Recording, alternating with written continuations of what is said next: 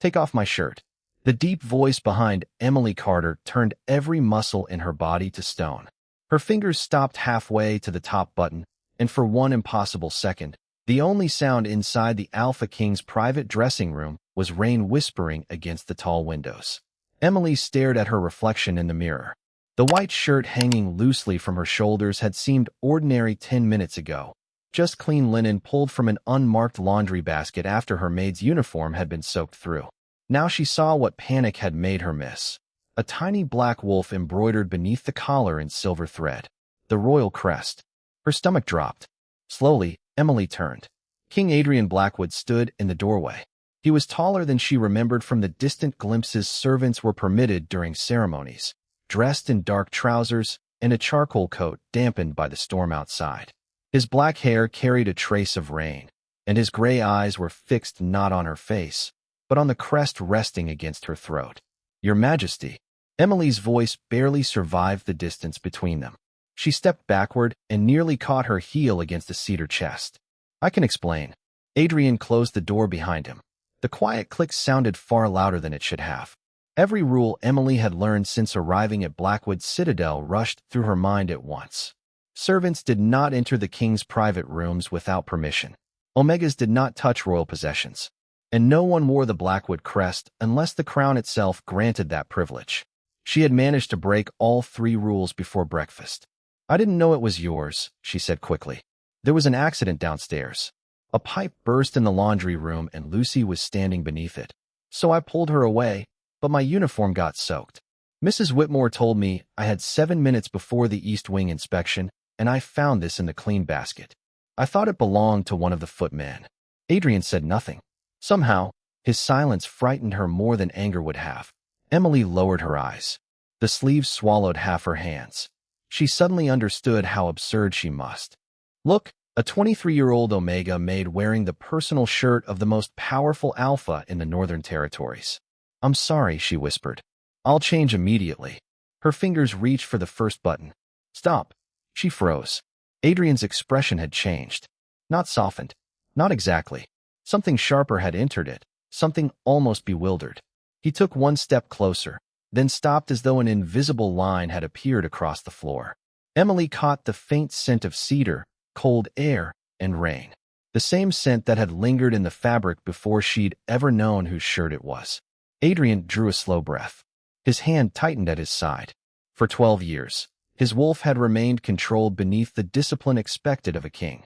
It had faced rival alphas, royal ceremonies, and every carefully chosen woman the council had placed before him without more than bored silence. Yet now, in a quiet room before an Omega Maid with wet hair and frightened blue eyes, it surged awake with a single impossible instinct. Mine. Adrian's jaw tightened.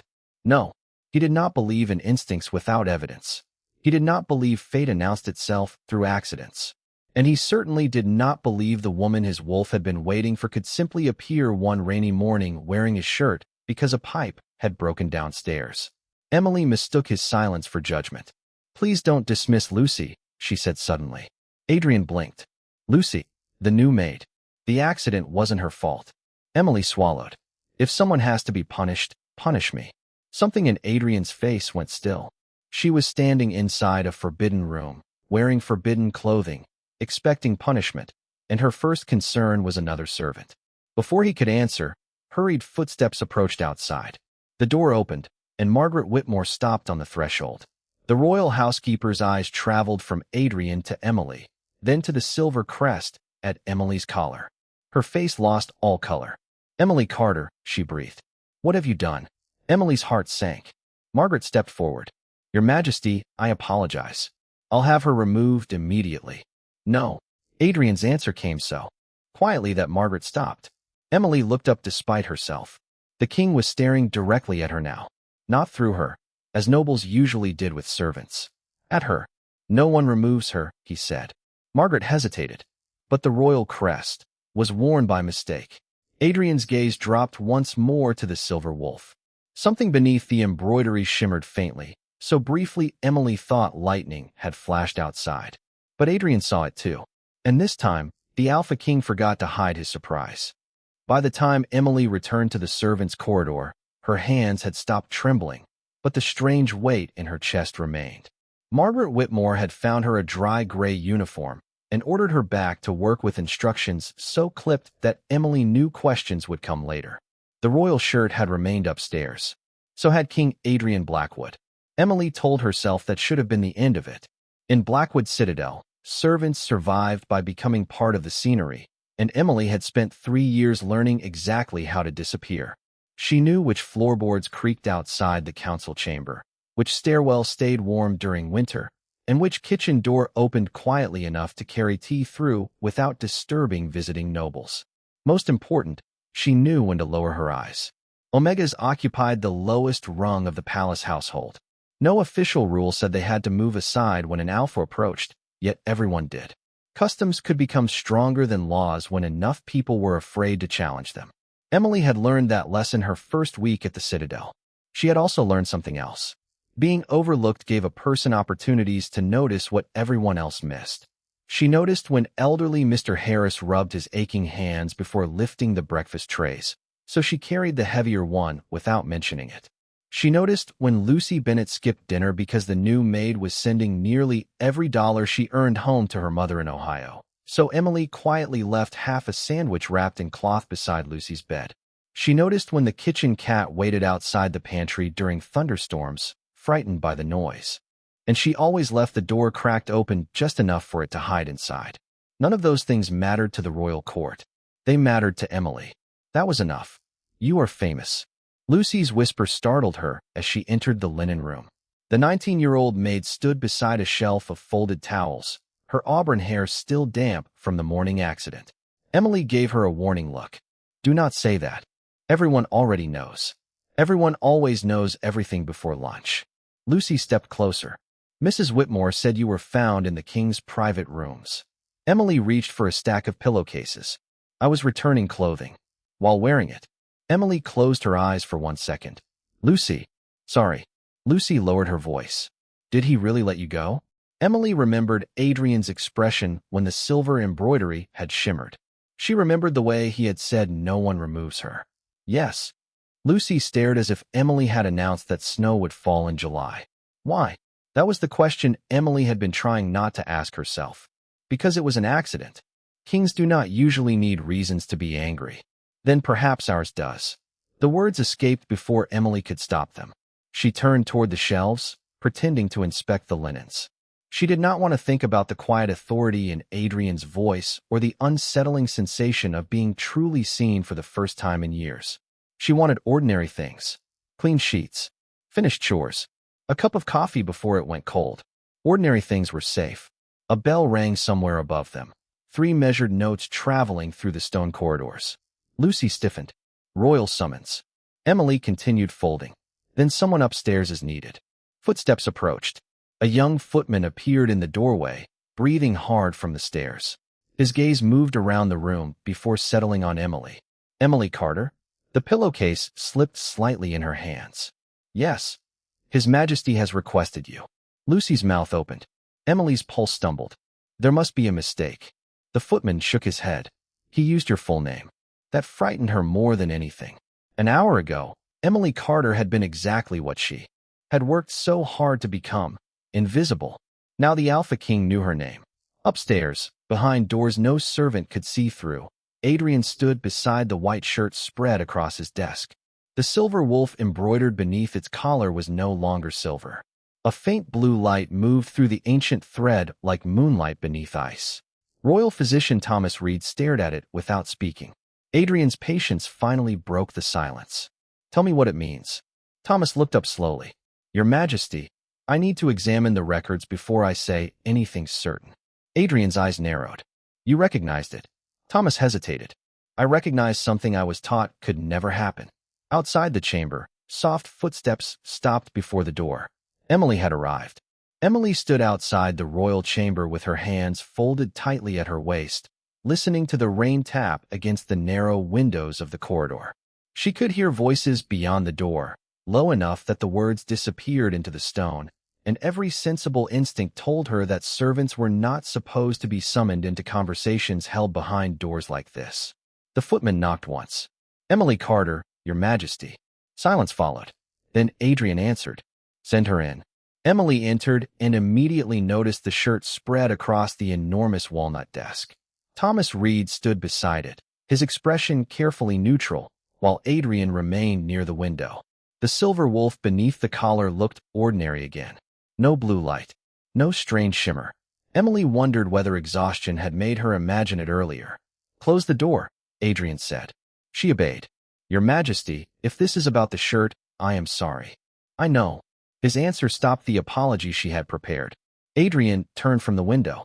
I want to know exactly how you came to wear it. Emily glanced at Thomas, then back at the king. I already explained. Explain again. There was no anger in his voice, only precision. So Emily returned in her mind to less than 2 hours earlier, when the servant's laundry had smelled of soap, hot linen, and the first coffee of the morning. She had been sorting tablecloths when a sharp hiss came from the pipes running along the ceiling. Lucy had been beneath them, struggling with a basket nearly as wide as her shoulders. Lucy moved. The younger maid had looked up too late. Steam began spilling from a loose fitting. Emily dropped everything, crossed the room, and pulled Lucy away before the water came pouring down. It soaked Emily instead, drenching her gray uniform from shoulder to hem. No one had been seriously hurt. That was all Emily cared about. Margaret Whitmore had appeared moments later, taken one look at the flooded floor, and announced that the East Wing inspection would begin in 7 minutes. Emily had hurried toward the changing room, but every spare uniform in her size was still being washed. Then she saw the basket. Clean white shirts rested inside it, without any visible label. She chose the plainest one, slipped it on, rolled the sleeves above her wrists, and rushed upstairs. Only later had she discovered the tiny royal crest hidden beneath the collar. There was no name on the basket, Emily finished. If there had been, I would never have touched it. Thomas leaned toward the shirt. The crest was hidden? Yes, sir. And when you put it on, did you notice anything unusual? Emily hesitated. Adrian noticed. Anything. She rubbed her thumb against her palm. It felt warm. Thomas became very still. Emily wished immediately that she had remained silent. That sounds ridiculous, she added. The laundry room was hot. I probably imagined it. Anything else? Thomas asked. Emily remembered the moment more clearly than she wanted to. The fabric had smelled faintly of cedar and winter air, but beneath that had been something stranger, a quiet sense of recognition she could not explain. For several seconds, wearing the shirt had felt less like borrowing something unfamiliar and more like remembering something she had forgotten. No, she said. Adrian knew she was withholding something, but he did not press her. Instead, he asked, why did you pull Lucy away? Emily blinked. Because she was standing under the pipe. You could have called for someone. There was no time. You ruined your uniform. Confusion touched her face. Uniforms. Dry. The simplicity of her answer settled over the room. Thomas looked down. Adrian did not. He studied Emily as though those 2 words had answered a question she had never heard. She shifted under his attention. May I return to work, Your Majesty? Adrian glanced toward Thomas. The physician gave the smallest nod. Yes. Relief loosened Emily's shoulders. She turned toward the door. Miss Carter. She stopped. Yes, Your Majesty. You are not being punished. Emily looked back. Neither is Lucy. Something warm moved unexpectedly through her chest. Thank you. She left before she could say anything foolish. The door closed softly behind her. Adrian waited until her footsteps disappeared. Then Thomas reached into his coat and removed a thin leather book, old enough that its edges had turned brown. I wanted to be certain before she heard this. He opened to a page marked with a faded ribbon and placed it beside the shirt. Adrian looked from the ancient drawing on the page to the embroidered wolf on his collar. They were identical. What is it? He asked. Thomas lowered his voice. The original Blackwood Bond crest. Adrian's expression hardened with concentration. That symbol has been used for centuries. The symbol, yes. Not the thread. Thomas touched the embroidery carefully. According to the royal records, this silver was woven for one purpose. It responds only when it encounters a compatible bond strong enough to join the Blackwood line. Adrian looked toward the door Emily had just walked through. You are saying the shirt reacted to her. Thomas shook his head slowly. No, Your Majesty. I am saying it recognized her. Emily had almost reached the servants' staircase when Margaret Whitmore appeared at the far end of the corridor, moving toward her with the determined pace of someone who had spent 20 years making sure Blackwood Citadel ran exactly as expected. Emily stopped. Margaret stopped 3 feet away. Her sharp brown eyes examined Emily from collar to shoes. "Are you still employed?" she asked. Emily swallowed. "Yes, ma'am." Margaret's eyebrows rose. "Were you fined?" "No, ma'am." "Restricted from royal duties?" "No." Margaret stared at her for another second. "Then His Majesty has surprised me twice before breakfast." Emily almost smiled, but Margaret was not finished. "Listen carefully. Whatever happened upstairs is not an invitation to forget your position. This palace feeds on rumors faster than the kitchen feeds 200 people at supper. Do your work. Say nothing." "Yes, ma'am." Emily descended the staircase, grateful for instructions she understood. Work was simple. Silver needed polishing. Guest rooms needed fresh towels. Breakfast trays needed collecting before the dishes cooled. By 10 o'clock, she had nearly convinced herself the morning could become ordinary again. Then she entered the West Gallery and heard 2 maids whispering beside the linen cart. They stopped when they saw her. One looked embarrassed. The other looked fascinated. Emily walked past without slowing. In the pantry, a footman suddenly became very interested in arranging teaspoons when she entered. In the kitchen, 2 cooks fell silent. By noon, Emily understood that invisibility was gone. The realization sat heavily beneath her ribs. She had never wanted attention from the court. Attention was dangerous when rank decided whose version of a story people believed. So she kept moving. At 12:30, she carried a tea service toward the library and found Lucy struggling with a crate of clean glassware. "Give me one side," Emily said. Lucy shook her head. "You have enough trouble because of me. I have trouble because I cannot read laundry labels that do not exist." Lucy laughed despite herself. Together, they lifted the crate. "Emily," Lucy whispered as they walked. "Why did the king ask for you?" "He wanted to know what happened. That is all." Emily remembered Thomas Reed's questions. Had the shirt felt unusual? Had she noticed anything? She remembered its impossible warmth. "That is all," she said. They reached the service room, where Emily noticed a small velvet case beneath a chair. She set down the crate and picked it up. Inside rested a gold watch engraved with the Blackwood crest. Lucy inhaled sharply. "That could pay my family's rent for a year." Emily closed the case immediately. Then whoever lost it is probably looking for it. She carried it to Margaret's office and placed it on the desk. "Found this near the West Gallery." Margaret opened the case, and something unreadable crossed her face. "Do you know whose this is?" "No." "Councilman Everett Hales.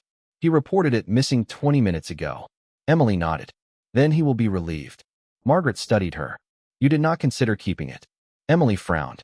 "It is not mine." Neither was the shirt. Emily met her gaze. For one dangerous second, silence stretched between them.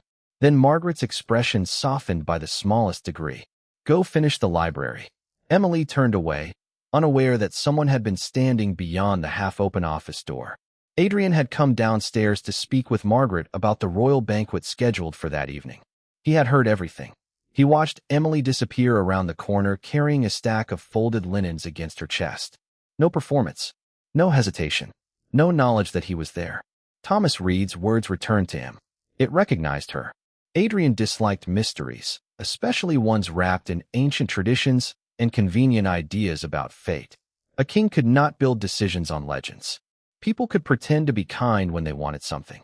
They could manufacture innocence. They could learn exactly which virtues powerful men wished to see. But Emily had not known he was watching when she saved Lucy. She had not known he was listening when she returned a watch worth more than several years of her wages. Perhaps that was why he found himself asking Margaret a question he had never expected to ask. "How long has Emily Carter worked here?" Margaret turned sharply. 3 years, Your Majesty. And I have never noticed her." Margaret considered her answer. That may have been the point. Adrian looked toward the empty corridor. Somewhere below, a bell announced the beginning of afternoon service. "Tonight's banquet," he said. "Which servants are assigned to the royal floor?" Margaret opened the roster on her desk. Her finger moved down the page, then stopped. "Emily is not." Adrian was silent for a moment. "She is now." By late afternoon, Emily had learned that being noticed by the Alpha King was far more exhausting than being ignored by everyone else. Margaret handed her the revised duty roster without explanation. But Emily saw her own name beneath royal banquet service and felt her stomach tighten. There must be a mistake. Margaret continued, checking inventory. There is not. I have never served the royal table. Then tonight you will learn. Emily looked toward the tall windows. Rain still covered the courtyard in silver streaks, turning the distant pine trees into dark shadows. Did His Majesty request this? Margaret's pause answered before her words did. Your responsibility is the work, Emily, not the reason. Emily nodded, although the question followed her through the next several hours. Upstairs, Adrian had questions of his own. Thomas Reed had brought 3 volumes from the sealed royal archive and arranged them across the library table. Their pages smelled of dust and old leather. Adrian stood beside the fireplace, reading the same passage for the 3rd time. Compatible bond, he said. That could mean anything. Thomas shook his head. Not according to these records. These records are nearly 400 years old. Age does not make them false. Adrian closed the book. It does not make them true. Thomas had served the Blackwood family long enough to recognize when the king was arguing with himself. Your wolf reacted to her. Adrian's gaze hardened. My wolf reacted to a scent. Her scent, which proves attraction, instinct, perhaps compatibility. It does not prove destiny. Thomas turned the ancient book toward him, then explained the crest. Adrian could not. That irritated him most. The silver thread had remained unchanged for generations. Royal historians considered the story surrounding its ceremonial folklore, something repeated during coronations because old kingdoms enjoyed old legends. Yet the moment Emily had worn the shirt, the thread had awakened. Test it again, Adrian said. Thomas frowned. How? Without involving her. You cannot test a bond while removing half of the possible bond from the experiment. Find a way. Adrian walked toward the window. Below, servants crossed the courtyard carrying covered trays between buildings. He recognized Emily immediately. That bothered him too. Yesterday, he could not have identified her among a dozen maids. Now his attention found her before he consciously searched. She stopped beneath the covered walkway when she noticed an elderly groundskeeper struggling with a wooden box. She set down her own basket, helped him move it onto a cart, then picked up her work and continued. She never looked toward the palace windows. Perhaps you are testing the wrong thing, Thomas said behind him. Adrian turned. Meaning? You keep asking whether an ancient crest can be trusted. Perhaps you should ask whether she can. Adrian's expression became unreadable. Trust is earned. Exactly. An hour later, Emily entered the grand dining hall carrying a polished silver pitcher. The room had been transformed for the evening banquet. Hundreds of candles reflected against crystal glasses, and the long tables gleamed beneath white linen. Portraits of former Blackwood kings watched from dark-paneled walls. Emily concentrated on Margaret's instructions. Water from the right. Wine from the left. Never interrupt conversation. Never cross between the king and a council member. Simple rules. Safe rules. Then the main doors opened. Every servant straightened. Adrian entered with members of the royal council, and Emily lowered her gaze with everyone else. She could feel his presence moving through the hall without looking. When she finally raised her eyes, he was already watching her. Only for a second. Then he continued toward his chair. Emily released the breath she had been holding. Careful, whispered another maid beside her. People will start thinking you planned all this. Emily turned. Plan what? The maid gave her a thin smile, getting his attention. Before Emily could answer, Margaret signaled for service to begin. Emily stepped forward with the pitcher. She refused to let gossip change the rhythm of her hands. One guest, then another, then another. When she reached Adrian, he did not look up immediately. Miss Carter. Her pulse skipped. Your Majesty. How is Lucy? Emily blinked. Of all the questions she expected, that was not one. She is fine. She has a small burn on her sleeve, but none on her skin. Adrian nodded. Good. Emily poured his water. And the watch? He asked. Her hand stopped for half a heartbeat. Councilman Hale received it, I hope. He did. She glanced at Adrian.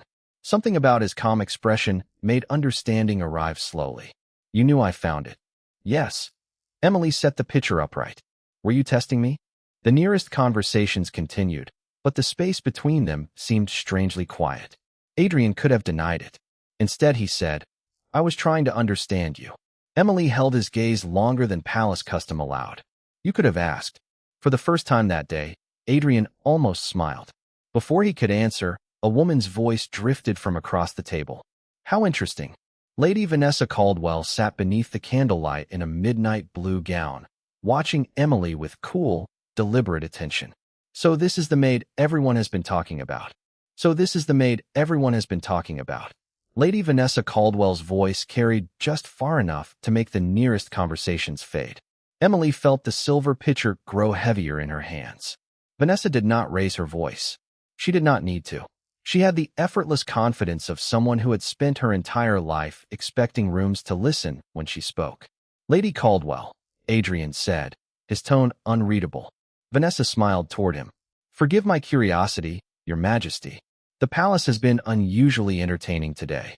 Emily kept her eyes on the water glass before her. She knew this kind of moment. The safest response was no response. Finish serving. Step away. Become invisible again. Emily. Margaret's quiet instruction came from several feet behind her. Emily moved to the next guest. Vanessa watched her go. Pretty name. Adrian lifted his glass. It is. 2 words. Nothing more. Yet Emily felt several people glance toward her. She continued around the table until every glass was filled, then retreated with the other servants to the wall. Her heartbeat took longer to settle. She wished Adrian had said nothing. She wished Vanessa had never noticed her. Most of all, she wished a small part of her had not remembered the king saying her name as if it belonged in his mouth as naturally as anyone else's. Dinner continued. Emily focused on the work. Plates disappeared. Coffee arrived. Conversations moved toward trade agreements and winter supply routes. When Councilman Everett Hale reached into his coat, the gold watch Emily had returned flashed beneath the candlelight. He noticed her looking and gave her a brief nod. Emily nodded back. That should have been the end of it. Instead, Hale addressed the table.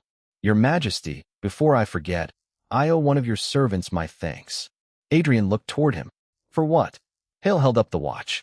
I misplaced this earlier. Miss Carter found it. Vanessa's gaze shifted immediately to Emily. How fortunate. Hale smiled. Very. My father gave it to me when I joined the council. And she returned it? Vanessa asked. The question sounded harmless, but something underneath it made Emily uncomfortable. Hale seemed surprised. Of course. Without requesting anything? Nothing at all. Vanessa turned her wineglass slowly between her fingers. How admirable. Adrian said nothing. Emily understood then. The watch had not been planted. Adrian had merely witnessed her returning it. Somehow that mattered more. His question earlier had not been a trap. He truly had been trying to understand her. When the meal ended, Emily escaped into the service corridor carrying an empty tray. Lucy was waiting near the kitchen doors. You survived. Barely. Lucy took several cups from the tray. Lady Caldwell asked Mrs. Whitmore who you were. Emily stopped walking. Why? I think you know why. I really do not. Lucy lowered her voice. Everyone expected Lady Caldwell to become the king's chosen Luna eventually. Her family has been pushing for it for years. Emily stared at her. That has nothing to do with me. Tell her that. I am a maid, Lucy. Yes, and the king changed the banquet roster to put you in the same room with him. Emily's steps slowed. She had suspected it.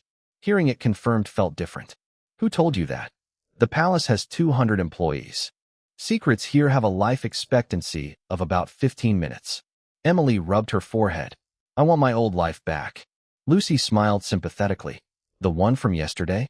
Exactly.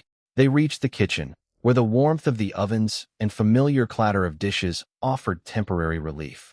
Emily immediately noticed Mr. Harris near the pantry, struggling to lift a large copper pot. She crossed the room. I have it. You have been working since dawn, he protested. So have you. Together they moved the pot onto the counter. Mr. Harris thanked her and returned to his station. Emily did not notice Adrian standing beyond the kitchen's open service entrance. He had left the banquet through the side corridor with Thomas Reed and stopped when he heard her voice. Thomas followed his gaze. Another test? He murmured. Adrian shook his head. No. Emily laughed at something Lucy said, the sound small and genuine beneath the kitchen noise. Adrian watched for only a moment before turning away. That is the problem. Thomas followed him into the corridor. What is? Adrian's expression was distant. She behaves the same whether I am watching or not. Before Thomas could answer, Margaret hurried toward them carrying a folded note. Your Majesty. She handed it to Adrian. Lady Caldwell has requested a change to tomorrow's household assignments. Adrian opened the note. His eyes moved across one line. What change? Thomas asked. Adrian folded the paper again. She wants Emily transferred from the royal wing. Margaret waited. Should I approve it? Adrian looked back toward the kitchen doorway. No. His voice became quiet. And from this moment forward, no one changes Emily Carter's duties without my authorization. Emily learned about Lady Caldwell's request before breakfast the next morning, though no one told her directly. In a palace, information rarely arrived through the front door. It slipped beneath doors, traveled beside laundry carts, and changed shape over cups of coffee. By 7:30, 3 different servants had asked whether Emily was being transferred. By 8, Lucy cornered her near the pantry with worry written across her face. They say Lady Caldwell wanted you moved to the South residence. Emily continued stacking folded napkins. People say many things. Mrs. Whitmore refused the request. Emily's hand stopped. Margaret does not refuse Lady Caldwell. Lucy leaned closer. She did not. The king did. Emily stared at the white linen between her fingers. Yesterday, she would have assumed the story was exaggerated. Today, she was no longer certain of anything. Why would he care where I work? Lucy gave her a look. You really want me to answer that? No. Emily picked up the stack. I absolutely do not. She carried the linens toward the breakfast room, but the question followed her. Why would he care? Adrian had known her name for less than a day. She was one maid among hundreds. Whatever strange thing had happened with the embroidered crest belonged to royal history, not to her. At least that was what she kept telling herself. Near the eastern staircase, Margaret intercepted her. Change of assignment. Emily's stomach tightened. Am I being transferred? No. Margaret handed her a small card. You will assist with preparations for tonight's reception. Emily looked down. Royal Gallery, 6 o'clock. Another banquet? A formal reception for representatives from the Northern Territories. Smaller than last night. More important. Margaret lowered her voice. And considerably less forgiving. Emily understood the warning. Lady Caldwell will be there. Lady Caldwell is always there when influence is being distributed. Margaret started to leave, then paused. Emily, do not give anyone a reason to define you before you define yourself. It was the closest thing to kindness Emily had ever heard from her. I will not. Across the citadel, Vanessa Caldwell stood beside a tall window in the morning salon while her personal attendant poured coffee. Vanessa had not become one of the most influential unmarried women in the kingdom by throwing tantrums. Anger was noisy. Influence worked quietly. Her family had spent years building alliances around the expectation that she would eventually stand beside Adrian. She had attended royal ceremonies, hosted charitable dinners, learned the names of council members' children, and mastered every tradition expected of a future Luna. Then an unknown Omega Maid had appeared wearing the king's clothing, and Adrian had changed a banquet roster to keep her near him. Vanessa did not believe in coincidence. What do we know about her? She asked. Her attendant consulted a small notebook. Emily Carter, 23, employed here for 3 years. No titled family. No registered mate. Her parents died when she was younger. She has no disciplinary record. Vanessa looked almost disappointed. Nothing else. Nothing remarkable. Vanessa's gaze drifted toward the rain-dark courtyard. People without remarkable histories can still create remarkable problems. By late afternoon, the citadel had transformed again. Candles warmed the royal gallery. Musicians tuned their instruments behind carved screens, and servants moved beneath chandeliers carrying flowers and polished glassware. Emily worked quietly beside Lucy, arranging water glasses at a long side table. She was almost finished when Vanessa entered. The room seemed to adjust around her. Miss Carter. Emily turned. Lady Caldwell. Vanessa approached with a pleasant smile. I hear you will be serving tonight. Yes, my lady. How fortunate. His Majesty appears to have developed considerable confidence in you. Emily chose her words carefully. I perform whatever duties Mrs. Whitmore assigns. Of course. Vanessa's gaze settled on Emily's plain gray uniform. Still, sudden attention can be confusing, especially for someone unused to it. Emily felt Lucy go still beside her. I am not confused, my lady. Vanessa's smile remained. Good. Then you understand that kindness from a king should not be mistaken for equality. Emily met her eyes. Fear moved through her, cold and familiar. but she refused to let it reach her voice. I have never mistaken kindness for anything except kindness. For the first time, Vanessa's smile weakened. Footsteps sounded at the gallery entrance. Adrian had arrived with Thomas Reed and 2 council members. Emily lowered her gaze immediately, but not before seeing Adrian notice exactly who stood in front of her. Vanessa turned toward him with effortless grace. "Your Majesty." Adrian greeted her, yet his attention returned to Emily for one brief second. That was enough. Vanessa saw it. Emily saw Vanessa see it. And suddenly Emily understood that the royal reception had become something far more dangerous than another evening of serving drinks. Vanessa stepped aside, still smiling. "I look forward to seeing how well Miss Carter handles tonight." Adrian's eyes rested on Emily. "So do I." Vanessa walked away. Thomas waited until she was beyond hearing distance before speaking quietly to Adrian. "You realize Lady Caldwell is watching her now." Adrian's expression did not change. "I know. And if the crest means what we think it means, attention is the last thing Emily needs." Adrian looked across the room at the Omega Maid adjusting a crooked glass because she could not tolerate leaving even one small thing out of place. "Then we find the truth quickly." Thomas hesitated. "I already have." Adrian turned toward him. Thomas's face had gone unusually serious. "The final archive record arrived this afternoon. There is only one circumstance in which the Blackwood crest awakens for an Omega." Adrian said nothing. Thomas lowered his voice. "It does not identify someone who might become your mate. It identifies the one person the royal bond has already chosen." Thomas Reed's words followed Adrian through the first hour of the reception like a second heartbeat. The one person the royal bond has already chosen. Adrian had spent most of his adult life hearing that a king must never confuse instinct with judgment.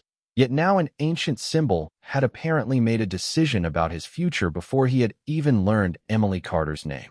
Across the royal gallery, Emily moved between guests with a tray of sparkling water balanced steadily in one hand. She did not know that her life had just been rewritten inside a dusty archive. She was concentrating on simpler dangers. Do not spill anything. Do not interrupt anyone. Do not give Lady Vanessa Caldwell another reason to watch her. The gallery glittered beneath hundreds of candles, every polished surface reflecting gold. Representatives from 6 northern territories filled the room, dressed in formal coats and elegant gowns. Emily felt painfully plain among them in her gray uniform, but plain had once been a comfort. Tonight it felt like a spotlight. She approached Councilman Hale and replaced his empty glass. "Thank you, Miss Carter," he said warmly. "And thank you again for yesterday. I am glad you got your watch back, sir." Hale smiled. "My daughter would never forgive me if I lost it." Emily moved on. She had nearly reached the service table when Vanessa's voice rose behind her. "Miss Carter, would you come here, please?" Every instinct in Emily told her to keep walking. Instead, she turned. "Yes, my lady." Vanessa stood beside 3 visiting nobles, her expression pleasant enough to fool anyone who had not spoken with her earlier. "We were discussing palace traditions, and your unusual experience yesterday came to mind." Emily felt the room narrow around her. "My experience?" "With His Majesty's personal wardrobe." Nearby conversations began to soften. Emily heard the change immediately. Vanessa continued with perfect politeness. "Surely you understand why people are curious. A servant wearing a royal garment is not something one sees every day." Heat rose into Emily's face. "It was an accident, my lady." "So we have heard." Vanessa tilted her head. "Yet you entered the royal wing while wearing it." "I was looking for a dry uniform." "In the king's private rooms?" A few guests turned toward them. Emily understood the trap now. Each question sounded reasonable by itself. Together they built a story that was not true. She tightened her fingers around the tray. "I entered the dressing room because I had been told spare uniforms were sometimes kept nearby." Vanessa gave a small sympathetic smile. "Of course. And you simply happened to choose His Majesty's shirt." Emily looked across the room without meaning to. Adrian was speaking with a northern representative, but his eyes were already on her. He had heard. Vanessa noticed that too. "Perhaps," Vanessa continued, "you should explain why your own clothing was wet in the first place." Emily could have answered carefully. She could have protected herself with half the truth. "A pipe broke. My uniform got wet." That would have been enough. But Lucy stood near the service doors, pale and frightened, and Emily realized what would happen next. Someone would ask why the pipe had soaked Emily instead of Lucy. Someone would blame the new maid for being careless. Emily refused to buy her own safety with someone else's humiliation. A pipe fitting came loose in the laundry room, she said. Lucy was underneath it. I moved her. Vanessa glanced toward Lucy. And ruined your uniform doing so. Yes. You could have called maintenance. There was not time. Then afterward you took something that did not belong to you. Emily's embarrassment sharpened into something steadier. Yes. A murmur moved through the nearest guests. Vanessa seemed pleased by the admission. So you agree that you crossed a boundary. Emily lowered the tray onto a nearby table. Her hands were no longer shaking. I agree that I made a mistake. Vanessa waited. And Emily looked at Lucy, then at the faces surrounding them. Some curious, some amused, some already certain they understood exactly what kind of woman she was. She had spent years becoming smaller whenever people like this entered a room. Tonight, for reasons she could not explain, she could not do it again. And I apologized for wearing something that was not mine. Her voice remained quiet, but the room had grown quiet enough to carry it. I will apologize for that as many times as necessary. Vanessa's smile returned. How sensible. Emily continued. But I will not apologize for why my uniform was wet. Vanessa's expression changed. Emily drew one slow breath. Lucy was in danger of being burned by the water. I had a few seconds to choose between protecting my uniform and helping her. I helped her. If the same thing happened tomorrow, I would make the same choice. Silence spread across the gallery.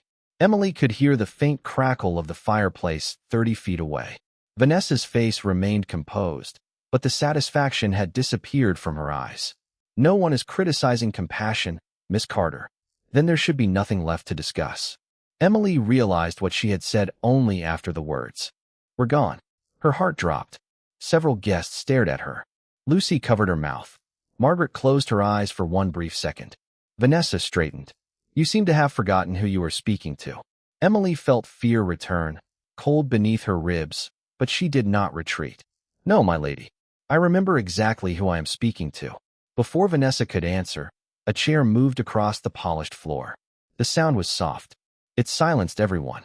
Adrian Blackwood had risen from his place at the center of the gallery. He crossed the room without hurry, and people stepped aside before he reached them. Emily watched him approach, unable to read his expression. He stopped beside her, looked first at Vanessa, then at the gathered nobles, and finally at Emily. There is one part of this story everyone keeps overlooking, he said. Vanessa's confidence flickered. Your Majesty? Adrian's gray eyes remained on Emily. The mistake was wearing my shirt. His voice was calm enough to make every word heavier. Saving another person was not. Saving another person was not. Adrian's words settled over the royal gallery with more force than a raised voice ever could. Emily stood beside him, aware of every face turned in their direction, yet the fear that had tightened her chest moments earlier began to loosen. Vanessa Caldwell recovered first. No one suggested otherwise, Your Majesty. You asked her to defend it before a room full of people. Adrian's tone remained calm. Vanessa's chin lifted slightly. I asked for clarification because royal customs matter. They do. Adrian looked toward Emily, which is why Miss Carter apologized for the custom she broke. Then his gaze returned to Vanessa. She does not owe this court an apology for helping someone. Emily could barely believe what she was hearing. Powerful people had defended rules around her before. They defended tradition, reputation, hierarchy, and appearances. She could not remember one defending the difference between a mistake and a moral failure. Vanessa folded her hands. Then perhaps Miss Carter and I simply misunderstood each other. It was an elegant retreat, polished enough to preserve her dignity. Emily could have accepted it and allowed the moment to end. Instead, she noticed Lucy standing near the service doors, still pale. Emily knew exactly what the younger maid was thinking. This happened because of me. Emily turned toward Adrian. Your Majesty, may I say something?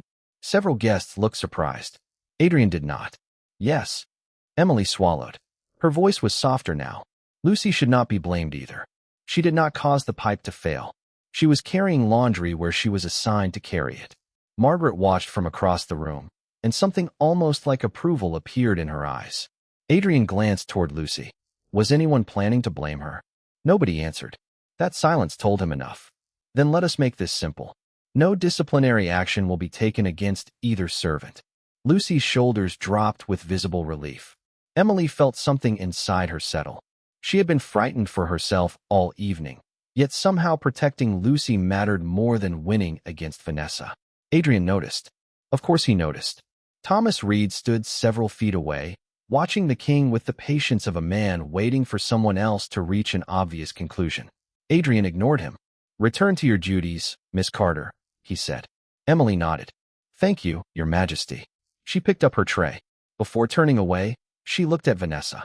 "And I am sorry that my mistake created unnecessary attention, my lady."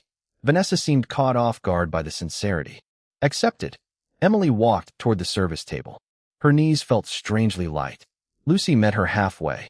"Are you out of your mind?" she whispered. "Probably. You told Lady Caldwell there was nothing left to discuss." "I remember. In front of half the Northern Council." Emily winced. "I remember that too." Lucy fought a smile. "That might be the bravest thing I have ever seen." Emily shook her head. "I was terrified. Maybe those are not opposites." Emily looked at her friend. The words stayed with her. The reception slowly resumed, but the atmosphere had changed. Guests returned to conversations, musicians began playing again, and servants moved through the room. Yet people looked at Emily differently now, some with curiosity, some with disapproval, a few with quiet respect. She did not particularly want any of it. She only wanted to finish her shift. Near the fireplace, Thomas approached Adrian. "You intervened publicly." Adrian watched Emily replace a tray of glasses. The situation had become unfair. "Of course. Do not start." Thomas almost smiled. "I said nothing." Adrian finally looked at him. "You were about to." Thomas lowered his voice. "The archive record changes things." Adrian's expression became serious again. "Not for her. It changes everything for her. Only if we tell her before we understand it." Thomas studied him. "You believe the record now?" Adrian looked across the gallery. Emily was helping Lucy straighten a tablecloth that had slipped crooked. No calculation. No attempt to catch his attention. She seemed almost determined not to look at him. "I believe something happened to the crest," he said. "I believe my wolf reacted to her. I believe an ancient record claims those things mean she has already been chosen." "That sounds remarkably close to belief." Adrian ignored the observation. "But she has had no choice in any of this." Thomas became quiet. Adrian continued. "The court is already turning an accident into a story about her. If I announce what the crest means, they will stop seeing Emily Carter entirely. They will see a title, a bond, a political problem." Across the room, Emily laughed softly when Lucy nearly dropped a napkin. Adrian's expression shifted. "I will not do that to her." Thomas nodded slowly. "Then what will you do?" Adrian was silent for several seconds. "Give her the one thing this palace has never expected an Omega to have, which is a choice." Before Thomas could respond, Margaret approached them. Her face was unusually tense. "Your Majesty, there is something you should know." Adrian turned. "What happened?" Margaret glanced toward Emily before lowering her voice. "Lady Caldwell has requested that tomorrow morning's council session include a formal review of Miss Carter's conduct." Adrian's eyes cooled. "On what grounds?" "Improper use of a royal symbol." Thomas exhaled quietly. Margaret continued. "And under Old Palace law, if the council accepts the complaint, Emily will have to stand before them and explain herself." Adrian looked toward the young Omega across the room. Emily had no idea what was coming. "Then she will not stand there alone," he said. Emily received the council summons at 6:40 the next morning. Folded neatly beside a cup of coffee she suddenly could not drink. Margaret stood across the servants' dining room while Emily read the notice twice. Formal review. 9 o'clock. Royal Council Chamber. Improper use of a protected royal symbol. The words looked colder on paper than they had sounded as gossip. "Can they dismiss me?" Emily asked. Margaret's expression remained composed. "They can recommend it." "And His Majesty?" "The final decision belongs to him." That should have comforted her. Instead, it made Emily uneasy. She did not want Adrian rescuing her from consequences she deserved. She had worn something forbidden. Accident or not, that fact remained. "Then I will explain what happened." Margaret studied her. "That is all you intend to do?" "It is the truth." At 9, Emily entered the council chamber alone. Morning light poured through 12 tall windows, pale against the dark wood walls. Council members sat around a long, curved table. Vanessa occupied a guest chair near the center, dressed in cream and gold. Adrian's seat at the head of the chamber was empty. Emily noticed immediately. Something inside her sank.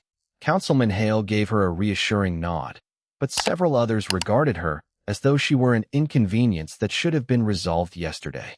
Lord Marcus Weller, the oldest council member, opened the session. Emily Carter, you understand why you are here? Yes, sir. Did you knowingly wear a garment bearing the Blackwood royal crest? Emily kept her hand still. I wore the garment. I did not know it carried the crest until afterward. But you entered the royal wing while wearing it. Yes.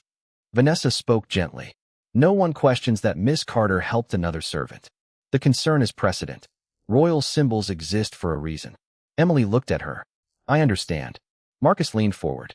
Then perhaps you also understand why an apology may not be sufficient. Emily's heartbeat quickened. What would be sufficient? Removal from royal service. The room became very quiet. Emily had known it was possible. Hearing it aloud still felt like the floor shifting beneath her. 3 years of work. 3 years of small wages, saved carefully. 3 years building the closest thing she had to a home. She drew a slow breath. If that is the council's decision, I will accept it. Vanessa's eyes narrowed slightly, as though she had expected pleading. Marcus looked almost surprised. You will not contest the recommendation? I will explain the truth. I will not invent a better version because the real one is inconvenient. Emily's voice trembled once, then steadied. A pipe failed. Lucy was beneath it. I moved her. My uniform was soaked. I took a clean shirt from an unlabeled basket because I had minutes to return to work. I did not see the crest. When I learned what I had done, I apologized. She looked around the table. That is what happened. Vanessa folded her hands. And if you could return to that morning? Emily knew what answer they wanted. She also knew she could not give it. I would check the shirt more carefully. A few council members exchanged glances. But I would still help Lucy. The chamber doors opened. Everyone turned. Adrian entered without ceremony, Thomas Reed walking several steps behind him carrying an old leather volume. The council rose. Emily did too. Adrian's gaze found her immediately. Sit. The room obeyed. Adrian remained standing. I understand the council is considering removing Miss Carter from service. Marcus cleared his throat. We are protecting royal tradition, Your Majesty. Then let us discuss tradition accurately.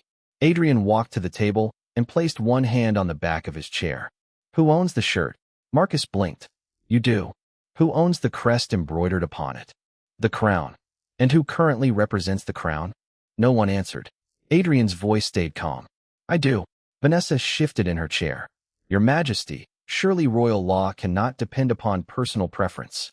It does not. Adrian looked toward Thomas. The physician placed the ancient volume on the table, but did not open it. Not yet. Adrian continued.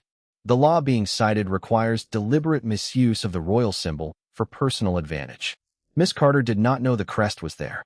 She gained nothing from wearing it. She removed it when asked. Therefore, the law does not apply. Marcus looked down at the document before him. Hale almost smiled. Vanessa remained composed. There is still the question of dignity, she said. Adrian turned toward her. Whose dignity? Vanessa hesitated. Adrian looked around the chamber. A servant protected another servant, admitted her mistake, returned property that did not belong to her, and stood before this council without lying to save herself. His eyes settled briefly on Emily. If anyone here believes those actions dishonor Blackwood, say so now. Silence. Emily felt her throat tighten. Adrian did not raise his voice. He did not need to. This review is concluded. Emily Carter remains in royal service. Marcus nodded reluctantly.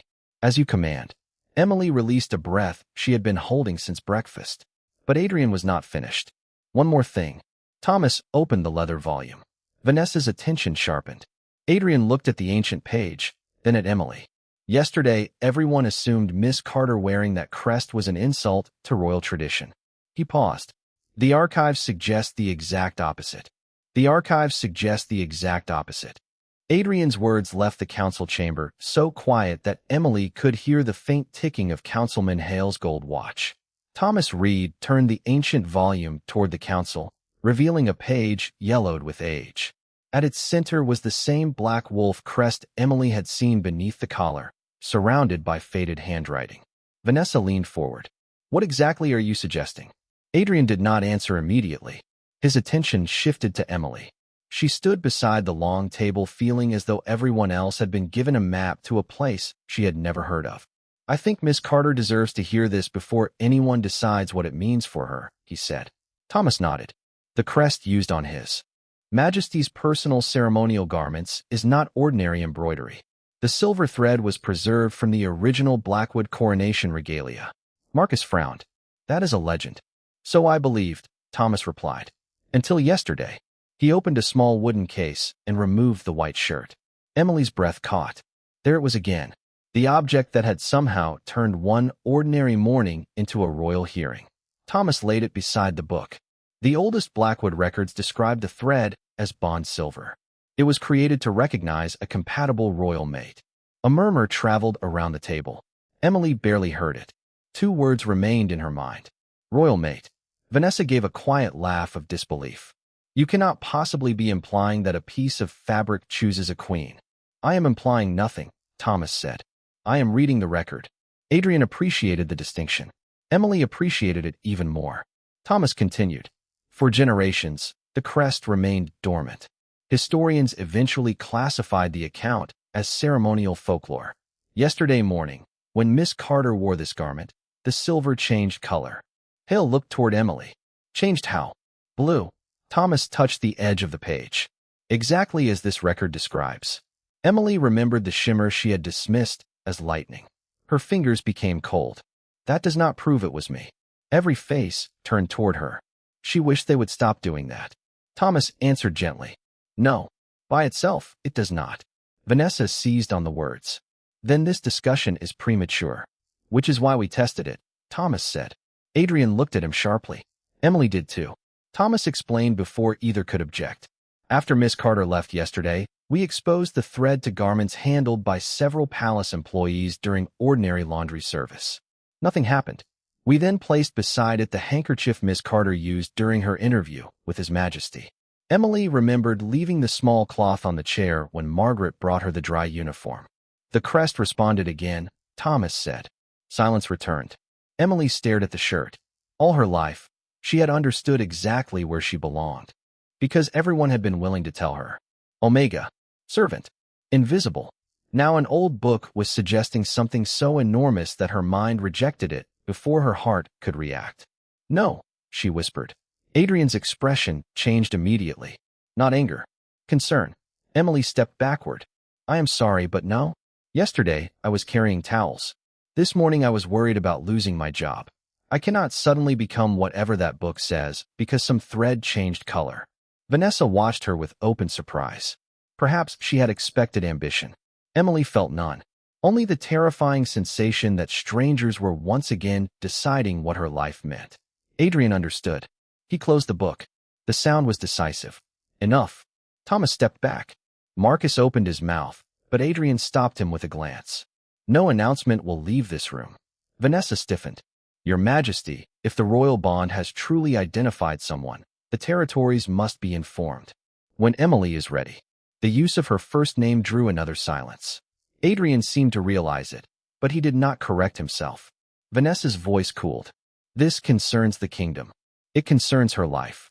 Adrian looked around the council table, and she is standing 3 feet away while everyone discusses her as though she were another document in the archive. Emily looked at him. Something inside her shifted, small but undeniable. He had power enough to announce her as anything he wished. Instead, he was protecting her right to remain uncertain. Adrian turned to her. "Miss Carter, you are free to leave." Emily hesitated. "What happens now?" "Nothing you do not choose." The answer came without hesitation. Her throat tightened. "And my job is still your job. My room, still your room. My duties?" Adrian almost smiled. "Margaret will probably have several complaints if you abandon them." A few council members lowered their eyes to hide smiles. Even Emily felt the corner of her mouth move. The fear did not disappear, but it became manageable. She nodded. "Thank you." Then she walked toward the doors. No one stopped her. No one ordered her to kneel. No one announced a destiny she had not accepted. When the doors closed behind Emily, Vanessa turned immediately toward Adrian. "You cannot keep this secret indefinitely." "I do not intend to." "Then what are you waiting for?" Adrian looked at the closed doors. for her to decide whether she wants any part of it. Thomas watched him carefully. And if she says no? For the first time, the question seemed to reach something deeper than kingship, tradition, or instinct. Adrian's answer was quiet. Then no is the answer. Outside the chamber, Emily leaned against the cool stone wall and tried to steady her breathing. Footsteps approached from the servants' staircase. Margaret appeared carrying a black wooden box. Emily. Emily looked at it warily. Please tell me that is not another ancient royal object. Margaret's expression almost softened. Not ancient. She held out the box. His Majesty asked me to give you this yesterday. I delayed because of the council review. Emily opened it. Inside, folded with impossible neatness, lay the white royal shirt. On top rested a small cream-colored card bearing Adrian's handwriting. Emily read the 7 words once. Then again. This time, you have permission to choose. Emily carried the black wooden box back to her room as carefully as if it contained something fragile, though she was beginning to understand that the fragile thing was not the shirt. It was the life she had known before yesterday. Her room beneath the East Tower was barely 12 feet wide, with a narrow bed, a washstand, and one window overlooking the servants' courtyard. She placed the box on the bed and read Adrian's card again. This time, you have permission to choose. No command, no royal seal, no expectation written beneath the words. Emily sat beside the box and touched the edge of the folded linen. The silver crest remained quiet. She wondered what frightened her more, the possibility that the ancient record was wrong or the possibility that it was right. A soft knock came at her door. Emily. Lucy entered when invited and stopped when she saw the box. Is that what I think it is? Unfortunately. Lucy sat beside her. Unfortunately. Emily gave a tired laugh. Yesterday, I was worried about getting coffee before my shift. Today people are discussing whether I belong in royal history. Lucy considered that. That is a difficult 24 hours. Emily looked at the shirt. What if everyone starts treating me differently? They already have. That is not comforting. I was not trying to be comforting. Lucy smiled, then grew serious. What do you want? Emily had been asked what she was required to do all her life. What work could she perform? What rules should she follow? What place should she occupy? The question of what she wanted felt almost unfamiliar. I do not know. Lucy nodded. Then maybe that is your answer for today. An hour later, another knock came. This one was firmer. Margaret stood outside. His Majesty would like to speak with you in the West Library. Emily's stomach tightened. Am I required to go? Margaret paused, clearly recognizing the importance of the question. No. Emily looked toward the black box. Then I will go. The West Library was quiet when she arrived. Afternoon sunlight had finally broken through the clouds, laying warm rectangles across shelves that climbed nearly 20 feet toward the ceiling. Adrian stood near the fireplace without his formal council coat. He looked less like the distant figure from ceremonies and more like the man who had found a terrified maid in his dressing room. Thank you for coming, he said. Emily remained near the doorway. Margaret said I could refuse. You could have. Would you have been angry? Adrian considered the question instead of giving her an easy answer. Disappointed, perhaps. Not angry. Emily stepped farther inside. I received the box. I know. Why give the shirt back to me? Because everyone else has treated it as evidence. Adrian gestured toward a chair, but waited until Emily chose to sit before taking the one opposite her. I wanted you to decide what it means, if anything. Emily studied him. Thomas said the bond has already chosen. Thomas said an ancient royal mechanism recognized you. Is there a difference? There is to me. Adrian leaned back slightly. A crest can identify compatibility. Tradition can call it destiny. My wolf can have whatever opinion it wants. Something almost amused crossed Emily's face. Your wolf has opinions? Too many. The answer surprised a quiet laugh from her. Adrian's expression softened. Then he became serious again. None of those things own your future. Emily looked down at her hands. If I really am what the records say, what happens? The council will want a formal recognition ceremony. The territories will expect an announcement. Every person who ignored you yesterday will suddenly have an opinion about you. That sounds terrible. Parts of it are. Emily looked up. And what would you expect? Adrian's silence lasted several seconds. Nothing you do not freely choose. She searched his face for the hidden condition. You are the Alpha King. Yes. People do not usually tell you no. They should be allowed to. That answer reached her more deeply than any promise of status could have. Emily remembered Vanessa telling her that kindness should not be mistaken for equality. Perhaps she had been right about one thing. Kindness alone was not equality. Choice was closer. What if I need time? Emily asked. Take it. What if I decide I want to remain a maid? Margaret will probably be delighted. Emily smiled. And if I decide the records are right? Adrian's gray eyes held hers. He did not move closer. He did not reach for her. Then we begin with a conversation, not a coronation. The room became very quiet. For the first time since the silver crest had awakened, Emily felt something other than fear when she imagined tomorrow.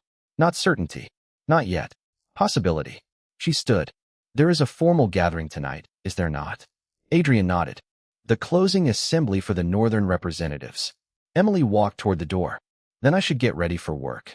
Adrian almost smiled. Emily. She turned.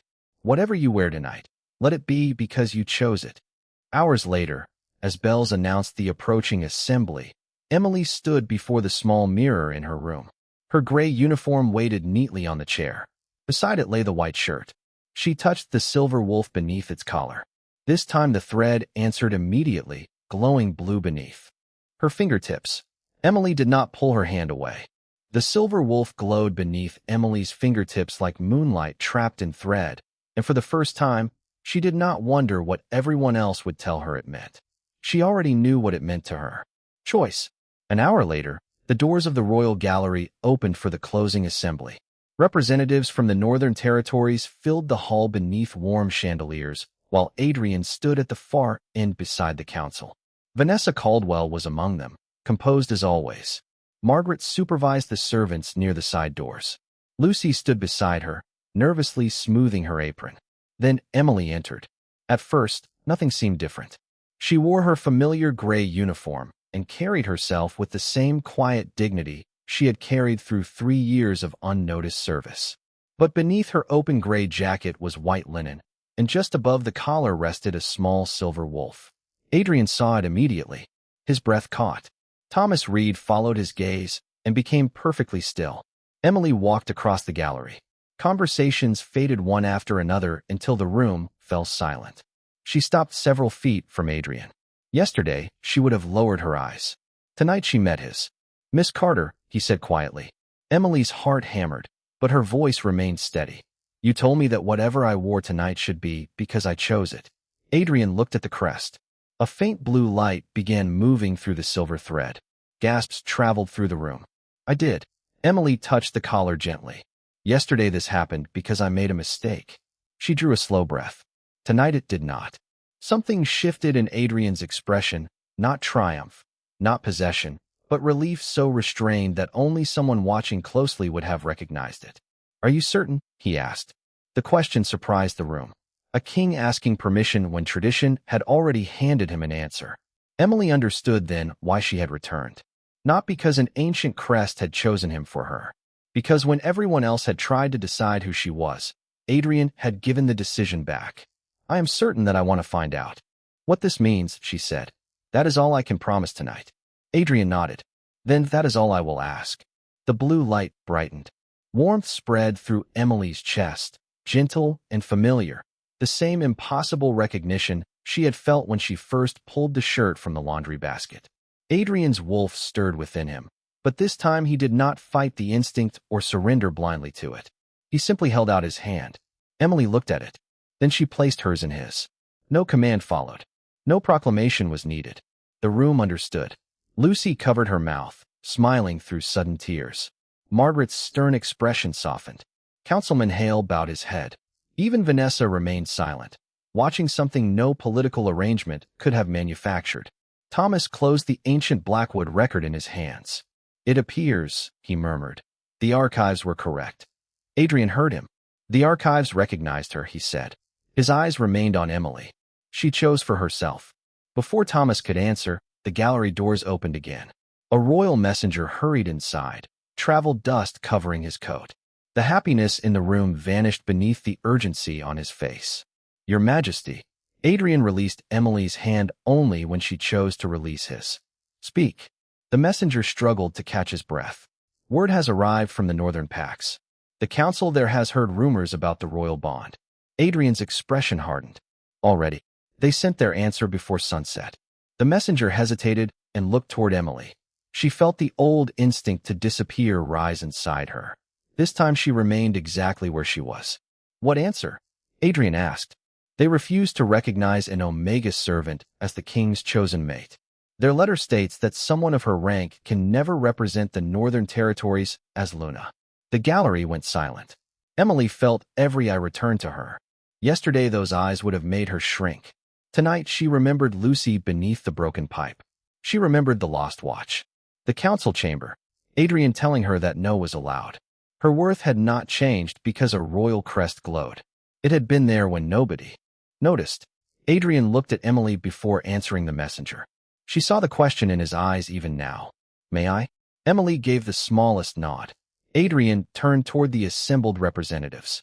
His voice remained calm. Then the northern packs have misunderstood the situation. The messenger swallowed. Your Majesty? Adrian stepped beside Emily, not in front of her. Emily Carter was worthy of respect when she was carrying laundry through these halls. She was worthy when she protected another servant. She was worthy when she returned something valuable without expecting reward.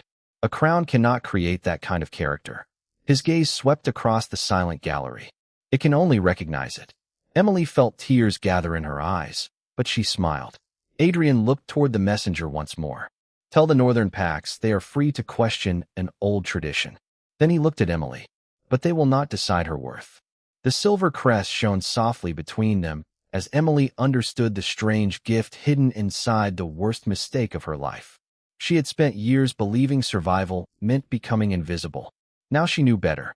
Power could make a room fall silent. Rank could make people bow, but neither could create loyalty, dignity, or love. Those had to be earned. And whatever waited beyond the palace walls, Emily would meet it standing beside Adrian by choice, not behind him by command. Thank you so much for watching and sharing this journey with Emily and Adrian. Tell us in the comments what you would have done if you were in Emily's place and where you are watching from.